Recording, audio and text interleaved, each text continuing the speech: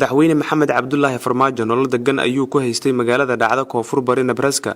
ee kaabiga ku haysa webiga Platte River oo ay ku nool yihiin ku dhawaad 49,000 oo qof oo Mareykan ah isaga xaaskiisa iyo 4 caruur oo dhalay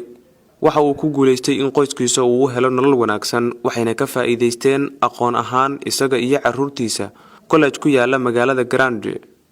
mid kamid ah madaxdii hore ee magaalada Buffalo ee dalka Mareykanka ayaa sheegay in Farmaajo uu yahay shakhsi aan isla weynayn saaxiib dhowna la ah dadka soo galootiga ah siyaasiyiinta laacibiinta isboortiska iyo shakhsiyaadka kale ee bulshada ka dhex muuqda madaxweyne Farmaajo 1985 ayuu tagay dalka Mareykanka dadka yaqaana Farmaajo waxa ay sheegeen in ujeedooyinkiisa ay kamid ahayd ka qayb qaadashada dib u dhiska Soomaaliya Farmaajo oo xilka madaxweynaha Soomaaliya loo doortay dadka ku bartay magaalada Buffalo ee dalka Mareykanka waxa ay yiraahdeen haddii uu jiro qof Soomaaliya badbaadin kara waa Maxamed Cabdullaahi Farmaajo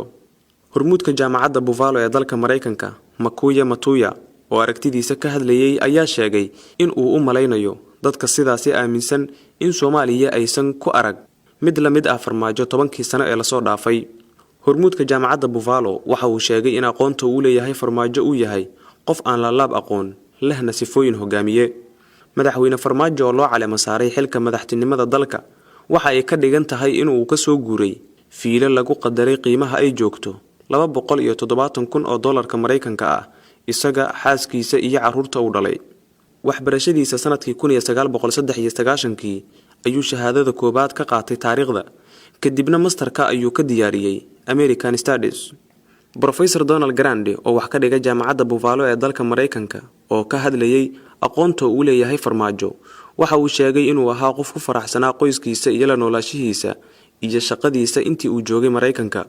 waxa uu intaas ku daray professorku Farmaajo marnaba ma ii sheegin inuu dib ugu laabanayo Soomaaliya haddii uu laabtana kuma fikirin inuu madaxweyne noqonayo kaliya waxaan u maleynaya ayaa ahayd inuu noqon doono la taliye wanaagsan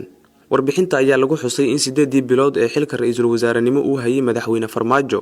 inuu wax ka qabtay musuqmaasuqa iyo amniga naynaasta Farmaajo ayaa madaxweynaha waxa ay ka soo raacday aabihii oo ay aad u wada xiisan jireen isaga iyo aabihii sida ay sheegtay Intisaar Maxamed Cabdullaahi Farmaajo oo 24 sano jir ah dadka ayaa ugu yeeray naynaasta ah Farmaajo oo ah dhawaaq Italian language ah halka Ingiriiskana lagu yiraahdo cheese madaxweyne Maxamed Cabdullaahi ayaa qabsaday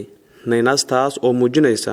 in akoontiga Twitter-ka uu ku leeyahay madaxweynaha sagaalaad ee Jamhuuriyadda Federaalka Soomaaliya uu yahay @m_Farmaajo Calaadan Muumin